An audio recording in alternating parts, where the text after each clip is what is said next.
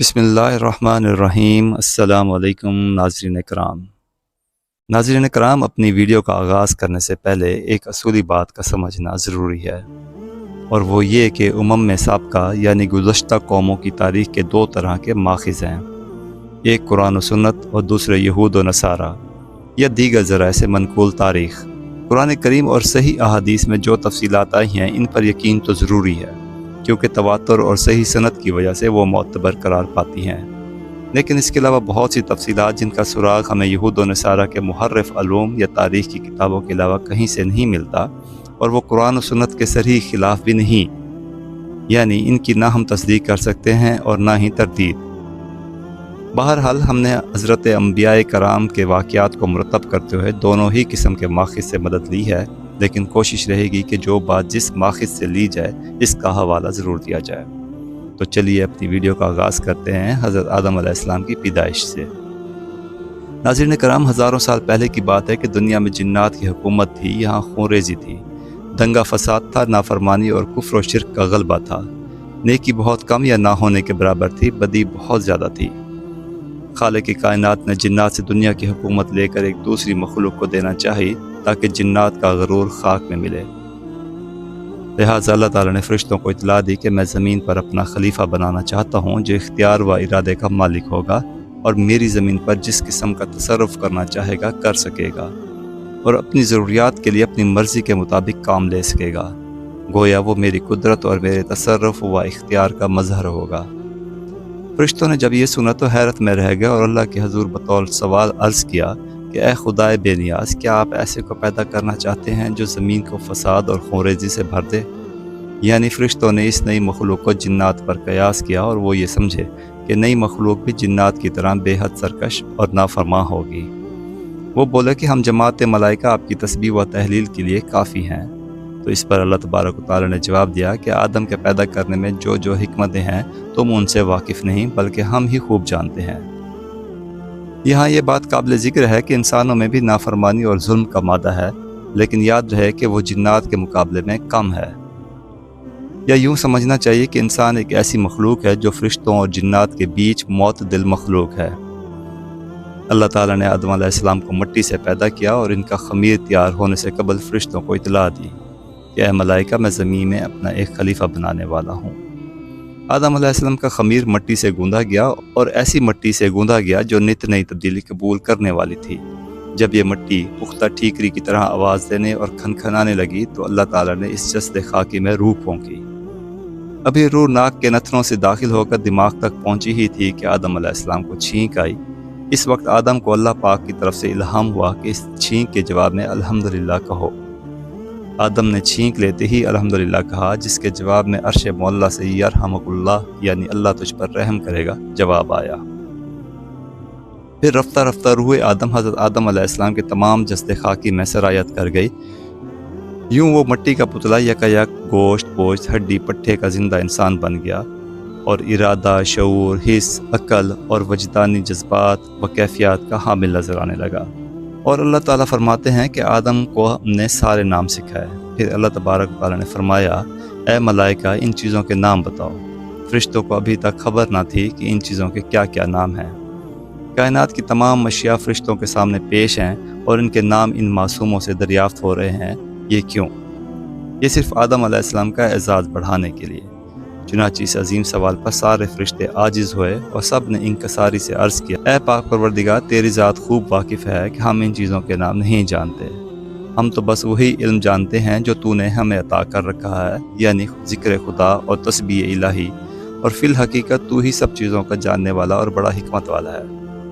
آدم علیہ السلام کی اس شرفی علم کے متعلق مفسرین کی متعدد آراء ہیں۔ ان میں سے ایک یہ کہ کائنات کی وہ تمام اشیاء جو ماضی سے مستقبل تک وجود میں آنے والی تھیں، ان سب کے نام اور ان کی حقیقت کا علم حضرت آدم کو دیا گیا۔ دوسری رائے یہ ہے کہ اس وقت جس قدر اشیاء و عالم کائنات میں موجود تھیں، ان سب کا علم عطا کیا گیا۔ اور تیسری چیز یہ کہ زمین میں رہائش اور یہاں حکومت کرنے کے لیے جس قدر علوم کی ضرورت تھی وہ سب علوم عطا کیے گئے، جن میں طب، انجینئرنگ، ہندسہ سب علوم دیے گئے تھے۔ انسانوں کے اندر غصہ، شہوت، بھوک، حسد، تکبر، الغرض بہت سی باطنی کیفیات و احساسات ہیں جنہیں انسان ہی سمجھ سکتے ہیں، فرشتوں کے اندر وہ فیلنگز جذبات نہیں ہیں، اس لیے وہ اس کے نام اور کیفیات بتا بھی نہیں سکتے۔ بہرحال حضرت آدم علیہ السلام کو صفت علم سے اس طرح نوازا گیا کہ فرشتوں کے لیے بھی ان کی برتری اور استحقاق کی خلافت کے اقرار کے علاوہ چارہ کار نہ رہا، اور یہ ماننا پڑا کہ اگر ہم زمین پر اللہ تعالیٰ کے خلیفہ بنائے جاتے تو کائنات کے تمام بھیدوں سے ناآشنا تھے۔ چنانچہ جب اس نے ان کے نام ان کو بتا دیے تو اللہ نے فرشتوں سے کہا، کیا میں نے تم سے نہیں کہا تھا کہ میں آسمانوں اور زمینوں کے بھید جانتا ہوں، اور جو کچھ تم ظاہر کرتے ہو اور جو کچھ چھپاتے ہو مجھے اس سب کا علم ہے۔ ناظرین کرام، آگے چلتے ہیں کہ فرشتوں کو سجدے کا کیا حکم دیا گیا۔ اس کے بارے میں یہ کہ حضرت آدم علیہ السلام کی علمی برتری تمام جنات و ملائکہ پر آشکار اور ظاہر ہو گئی، تو اب آدم علیہ السلام کا اعزاز اور بڑھا۔ پھر اللہ تبارک و تعالیٰ نے فرشتوں کو حکم دیا، سورۃ الاعراف میں ہے کہ آدم علیہ السلام کو سجدہ کرو، تو فوراً تمام فرشتوں نے تعمیل ارشاد کی اور سجدے میں گر پڑے، سوائے شیطان کے کہ وہ سجدے میں نہ جھکا۔ اس سے متعلق قرآن میں متعدد بار آیات آئی ہیں، جن میں کہ اور ہم نے تمہیں پیدا کیا، پھر تمہاری صورت بنائی، پھر فرشتوں سے کہا کہ آدم کو سجدہ کرو، چنانچہ سب نے سجدہ کیا سوائے ابلیس کے کہ وہ سجدہ کرنے والوں میں شامل نہ ہوا۔ سورۃ الحجر میں ہے کہ ہم نے انسان کو سڑے ہوئے گارے کی کھنکھناتی ہوئی مٹی سے پیدا کیا، اور جنات کو اس سے پہلے ہم نے لو کی آگ سے پیدا کیا تھا، اور وہ وقت یاد کرو جب تمہارے پروردگار نے فرشتوں سے کہا تھا کہ میں گارے کی کھنکھناتی ہوئی مٹی سے ایک بشر کو پیدا کرنے والا ہوں، لہذا جب میں اس کو پوری طرح بنا لوں اور اس میں اپنی روح پھونک دوں تو تم سب اس کے آگے سجدے میں گر جانا۔ چنانچہ سارے کے سارے فرشتوں نے سجدہ کیا سوائے ابلیس کے کہ اس نے سجدہ کرنے والوں میں شامل ہونے سے انکار کر دیا۔ اسی طرح سورہ کہف میں ہے، اور وہ وقت یاد کرو جب ہم نے فرشتوں سے کہا تھا کہ آدم کے آگے سجدہ کرو، چنانچہ سب نے سجدہ کیا سوائے ابلیس کے کہ وہ جنات میں سے تھا، چنانچہ اس نے اپنے رب کے حکم کی نافرمانی کی، کیا پھر بھی تم میرے بجائے اسے اور اس کی ذریت کو اپنا رکھوالا بناتے۔ ناظرین کرام، ڈارون کا نظریہ، یعنی ان آیات سے یہ بات واضح ہو گئی کہ انسان پہلے دن سے ہی انسان ہے۔ یہ نظریہ کہ انسان پہلے بندر یا کچھ اور ارتقائی مراحل طے کرتے ہوئے انسان بن گیا، بے بنیاد نظریہ ہے۔ ڈارون کے اس نظریے کو ملحدین نے ہاتھوں ہاتھ لیا، لیکن جدید تحقیقات اور آثار قدیمہ سے یہ بات ثابت ہو چکی ہے کہ انسان پہلے سے ہی انسان رہا ہے۔ ارتقاء انسانی علم و شعور میں ہوا ہے، نہ کہ انسان کی ساخت اور قلب میں۔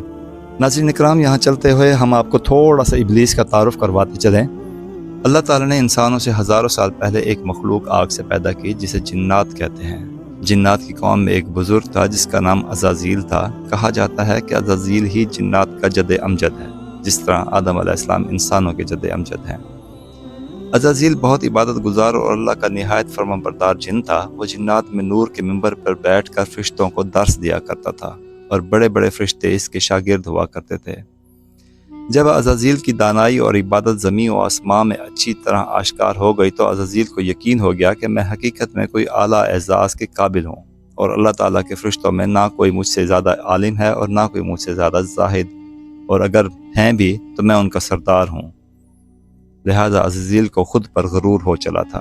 ناظرین کرام، اللہ تعالیٰ نے جب فرشتوں کو حکم دیا کہ آدم علیہ السلام کے سامنے سجدہ کرو، تمام فرشتوں نے آدم علیہ السلام کو سجدہ کیا الا ابلیس، مگر عزازیل جس کا لقب آج سے ابلیس ہوتا ہے، اس نے سجدہ نہیں کیا۔ لکھا ہے کہ جب فرشتوں نے حضرت آدم علیہ السلام کو سجدہ کیا تو پورے 100 برس تک ملائکہ سجدے میں پڑے رہے۔ پھر جب انہوں نے سجدے سے سر اٹھایا تو دیکھا کہ عزازیل یعنی ابلیس حضرت آدم سے منہ موڑے اکڑا ہوا کھڑا ہے، اور اس کا سارا منہ سیاہ ہونا شروع ہو گیا۔ جو آج سے پہلے نہایت خوبصورت تھا وہ آج ایک خوفناک دیو کی صورت میں نظر آتا تھا۔ ابلیس کی یہ بری حالت دیکھ کر تمام ملائکہ خوف خداوندی سے پھر سجدے میں گرے، جس میں انہوں نے اپنی اطاعت اور اپنی خیریت پر لاکھ لاکھ شکر خداوندی ادا کیا۔ یہاں جناب حضرت محمد صلی اللہ علیہ وسلم ہے کہ اللہ تبارک و تعالیٰ کو یہ 2 سجدے اتنے پسند آئے کہ اس لیے اللہ تعالیٰ نے اپنے تمام بندوں پر نماز میں 2 سجدے فرض کیے، کہ ایک فرمانبرداری کا اور دوسرا فرمانبرداری کے ادا کرنے کے شکریہ کا۔ جب تمام فرشتے سجدے سے اٹھے تو اللہ تعالیٰ نے ارشاد فرمایا کہ اے ابلیس، آدم علیہ السلام کو سجدہ کرنے سے تجھے کس چیز نے روکا؟ اللہ تعالیٰ اگرچہ عالم الغیب ہیں اور دلوں کے بھیدوں سے خوب واقف ہیں اور ماضی، حال اور مستقبل سب اس کے لیے یکساں ہیں، مگر اللہ تعالیٰ نے دوسروں کو دکھانے کے لیے ابلیس کی امتحان و آزمائش کے لیے یہ سوال کیا۔ اس سوال پر ابلیس نے جواب دیا کہ اے اللہ، میں آدم سے بہتر ہوں، کیونکہ مجھے تو نے آگ سے پیدا کیا ہے اور آدم کو خاک سے۔ پھر میں آگ کا بنا ہوا خاک کے پتلے کو کیوں سجدہ کروں؟ کتب تفاسیر و تواریخ میں مرقوم ہے کہ ابلیس نے صرف اس زوم میں یہ فرمانی کی کہ آدم علیہ السلام کی اصل اور افضل نہیں، یعنی مٹی آدم علیہ السلام کی اصل ہے اور وہ آگ کی پیداوار ہے، مگر بدبخت شیطان اپنے غرور و تکبر میں یہ بھول گیا کہ وہ خود اور آدم علیہ السلام دونوں خدا کی مخلوق ہیں، تو مخلوق کی حقیقت خالق سے بہتر وہ مخلوق خود بھی نہیں جان سکتی۔ وہ اپنے غرور و تکبر میں یہ بھول گیا، بلکہ یہ سمجھنے سے قاصر رہا کہ مرتبے کی بلندی اور پستی اس مادے کی بنا پر نہیں کہ جس سے کسی مخلوق کا خمیر تیار کیا جائے، بلکہ اس کی ان صفات پر ہے جو خالق کائنات نے اس کے اندر دیت کی ہے۔ یوں بھی مٹی کے اندر عاجزی کی صفت ہے جو اللہ تبارک و تعالیٰ کو بہت پسند ہے، جبکہ آگ کے اندر بلندی اور بڑائی کی صفت ہے جو اللہ تعالیٰ کو پسند نہیں۔ بہرحال شیطان کا جواب چونکہ غرور و تکبر پر مبنی تھا، اس لیے اللہ تعالیٰ نے اس پر واضح کر دیا کہ کبر و نخوت نے تجھ کو اس قدر اندھا کر دیا ہے کہ تو اپنے خالق کے حقوق و احترام سے بھی منکر ہو گیا ہے، اس لیے مجھ کو ظالم قرار دیا اور یہ نہ سمجھا کہ تیری جہالت نے تجھ کو حقیقت کو سمجھنے سے قاصر کر دیا، بس تو اب اس سرکشی کی وجہ سے ابدی ہلاکت کا مستحق ہے اور یہی تیرے عمل کی قدرتی پاداش ہے۔ سورۃ الحجر میں ہے کہ اللہ نے کہا ابلیس تجھے کیا ہوا کہ تو سجدے کرنے والوں میں شامل نہ ہوا؟ تو اس کا جواب یہ تھا کہ میں ایسا گرا ہوا نہیں ہوں کہ ایک ایسے بشر کو سجدہ کروں جسے تو نے سڑے ہوئے گارے کی کھنکھناتی ہوئی مٹی سے پیدا کیا۔ اللہ نے کہا اچھا تو یہاں سے نکل جا کیونکہ تو مردود ہو گیا۔ چنانچہ ابلیس کا لباس بزرگی و کرامت اتار لیا گیا اور اس کو لعنت و پھٹکار کا جامہ پہنا دیا گیا اور ملعون کر کے مقام قرب سے نکال دیا۔ لکھا گیا ہے کہ ابلیس کا حسن و جمال ملائکہ سے بہت زیادہ تھا، وہ نہایت نورانی صورت تھا، مگر آج غرور و نافرمانی کے سبب ایسی صورت ہو گئی کہ جو دیکھتا تھا وہ اس پر لعنت و ملامت کرتا تھا۔ جب ابلیس کو ملعون کر کے جنت سے نکالا جانے لگا تو ابلیس نے توبہ و ندامت کی بجائے اللہ سے یہ صدا کی کہ اے اللہ، اگر تو مجھے اپنی حضوری سے نکالتا اور جنت سے محروم کرتا ہے تو مجھے یہ مہلت دی جائے کہ میں تا قیامت زندہ رہوں۔ اس نے دو مطالبے کیے، ایک بہت بڑی زندگی کا اور اختیارات کا، دوسرا موت نہ آنے کا، یعنی انظرنی الی یوم یبعثون کا مطلب یہی ہے کہ قیامت کا دوسرا سور جس سے سب دوبارہ اٹھائے جائیں گے، کہ جس کے بعد کوئی مرے گا نہیں، اس وقت تک مہلت دیجیے۔ اللہ تعالیٰ نے اسے اختیارات دیے اور مہلت بھی دی، لیکن مہلت دوبارہ اٹھائے جانے تک نہیں، بلکہ فرمایا الی یوم الوقت المعلوم، یعنی تجھے ایک مقررہ وقت تک مہلت ہے۔ بظاہر اس سے مراد قیامت کا پہلا سور پھونکے جانے تک کا ہے۔ یہ سن کر اس نے پھر ایک مرتبہ اپنی شیطانیت کا مظاہرہ کیا اور کہنے لگا جب تو نے مجھے راندہ درگاہ کر ہی دیا کہ میں بھی جس آدم کی بدولت یہ رسوائی نصیب ہوئی ہے، اس کو اور اس کی اولاد کو رسوا کروں گا اور ہر طرح سے ان کو گمراہ کروں گا اور ان کی اکثریت کو تیرا ناشکرہ بنا کر چھوڑوں گا، مگر تیرے مخلص بندے میرے تیر سے گھائل نہ ہو سکیں گے اور ہر طرح سے محفوظ رہیں گے۔ اس پر اللہ تبارک تعالیٰ نے جواب دیا کہ ہماری فطرت کا قانون مکافات عمل اٹل قانون ہے، جو جیسا کرے گا ویسا ہی بھرے گا۔ جو بنی آدم تیری پیروی کرے گا وہ تیرے ساتھ ہی جہنم کا سزاور ہوگا۔ جا اپنی ذلت و رسوائی اور شومائی قسمت کے ساتھ یہاں سے دور ہو اور اپنی پیروں کی ابدی لعنت جہنم کا منتظر رہے۔ ناظرین کرام، حضرت آدم علیہ السلام کو اللہ تعالیٰ نے جنتی لباس پہنایا اور جنت میں داخل فرمایا، اور یہ جنت کشمیر یا دنیا کی کوئی اور جگہ نہیں بلکہ اصلی جنت تھی جو اوپر آسمانوں میں ہے۔ آپ جنت میں جہاں چاہتے گھومتے، جو چاہتے کرتے، لیکن ساتھ میں خود کو اکیلا محسوس کرتے۔ اللہ تعالیٰ نے بی بی حوا علیہ السلام کو آپ کی بائیں طرف کی پسلی سے پیدا کیا، اور جس وقت بی بی حوا پیدا ہو رہی تھی فرشتوں سے پردہ کرایا گیا۔ بی بی حوا دنیا کی نہایت خوبصورت خاتون تھیں۔ جب حضرت آدم علیہ السلام سو کر اٹھے تو پوچھا تم کون ہو؟ انہوں نے کہا اللہ نے مجھے آپ کے لیے پیدا کیا ہے کہ آپ مجھ سے سکون حاصل کر سکیں اور آپ کی تنہائی ختم ہو سکے۔ وہ دونوں خوشی سے جنت میں رہنے لگے۔ اللہ تعالیٰ نے فرمایا تم جہاں جانا چاہو جا سکتے ہو، جو کھانا چاہو کھا سکتے ہو، بس ایک درخت کا پھل کھانے کے لیے منع کیا کہ اگر کھاؤ گے تو نقصان اٹھاؤ گے۔ ابلیس تمہارا اور تمہاری بیوی کا دشمن ہے، کہیں ایسا نہ ہو کہ وہ تمہیں جنت سے نکلوا دے اور تم مصیبت میں پڑ جاؤ۔ وہ درخت کون سا تھا؟ مشہور ہے کہ وہ گندم کا درخت تھا، ایک قول ہے کہ انگور کا، اس کے علاوہ بھی اقوال ہیں۔ حافظ ابن کثیر فرماتے ہیں کہ اس حوالے سے 6 اقوال ملتے ہیں، اور سب سے بہترین بات یہ ہے کہ جس چیز کا ذکر کرنے کی اللہ نے ضرورت نہیں سمجھی، ہمیں بھی اس کے پیچھے زیادہ نہیں پڑنا چاہیے۔ ادھر ابلیس کو ایک پل چین نہیں آ رہا تھا۔ اس نے بی بی حوا یعنی عورت ذات کو استعمال کرنے کا منصوبہ بنایا۔ ابلیس نے بی بی حوا کو بہکانا شروع کر دیا، وسوسہ ڈالنے کے لیے اس درخت کا پھل کھا لو جس سے اللہ نے اس کو منع کیا تھا، کھا لو گے تو ہمیشہ ہمیشہ کے لیے جنت میں رہ پاؤ گے، فرشتوں کی طرح، ورنہ تم مر جاؤ گے۔ بی بی حوا اس کی باتوں میں آ گئی، وہ سمجھ رہی تھی کہ اللہ کے نام کی قسم کھا کر کوئی غلط بات نہیں کر سکتا۔ بی بی حوا حضرت آدم علیہ السلام کو قائل کرنے لگیں۔ حضرت آدم علیہ السلام کو قائل کر لیا کہ اس درخت کو کھانا پہلے ہمارے لیے درست نہ تھا لیکن اب درست ہے۔ حضرت آدم علیہ السلام سمجھے کہ اللہ تعالیٰ کی یہ نہیں تشریح تھی بلکہ نہیں شفقت تھی۔ اللہ تعالیٰ کے ارشاد کے کچھ اہم الفاظ آپ اس وقت بھول گئے اور یہ بھی یاد نہ رہا کہ خود انسان فرشتوں سے افضل ہے، درخت کھا کر فرشتہ بننے کی کیا ضرورت۔ ان فطری کمزوریوں کی وجہ سے آپ سے یہ اجتہادی خطا ہو گئی۔ بہرحال دونوں ابلیس کے بہکاوے میں آ گئے اور ایک دن انہوں نے وہ پھل کھا لیا۔ جیسے ہی انہوں نے پھل کھایا تو سب سے پہلے تو ان کے کپڑے اتر گئے۔ شیطان کو معلوم تھا کہ اس درخت کی تاثیر یہ ہے کہ جو اسے کھاتا ہے بے لباس ہو جاتا ہے۔ گویا شیطان نے انسان پر جو پہلا وار کیا وہ یہی بے لباسی کا وار تھا۔ خواتین کو یہ بات اچھی طرح سمجھ لینی چاہیے۔ الغرض وہ دونوں شرم سے ادھر ادھر بھاگنے لگے۔